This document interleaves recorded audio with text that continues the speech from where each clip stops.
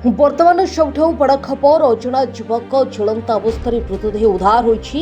ଯାହା ବର୍ତ୍ତମାନର ସବୁଠୁ ବଡ଼ ଖବର, ଯାହା ଶ୍ରୀମନ୍ଦିର ଟିଭିରେ ଆପଣମାନେ ଦେଖୁଛନ୍ତି। ସୂଚନା ଥାଉ କି ନୀଳଗିରି ଥାନା ଦକ୍ଷିଣ ନରସିଂହପୁର ପଞ୍ଚାୟତ ଚଷାଖଣ୍ଡ ଗ୍ରାମରେ ଝୁଲନ୍ତା ଅବସ୍ଥାରେ ଜଣେ ଯୁବକ ଓହଳିଥିବାର ଦେଖିବାକୁ ମିଳିଛି।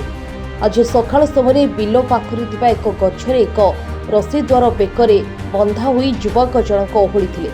ନିକଟରେ ଏକ ମୋଟର ସାଇକେଲ ପଡ଼ିଥିବା ବେଳେ ଜୋତା ମଧ୍ୟ ପଡ଼ିଛି।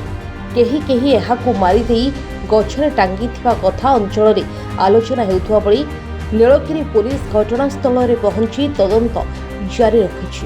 ତେବେ ଯୁବକ ଜଣଙ୍କର ପରିଚୟ ମିଳିପାରୁନଥିବା ବେଳେ ଘଟଣାସ୍ଥଳରେ ଏହାକୁ ଦେଖିବାକୁ ଗ୍ରାମବାସୀଙ୍କ ଅଧିକ ଗହଳି ଲାଗି ରହିଛି। ବାଲେଶ୍ୱରରୁ ବ୍ୟୁରୋ ରିପୋର୍ଟ, ଶ୍ରୀମନ୍ଦିର ଟିଭି।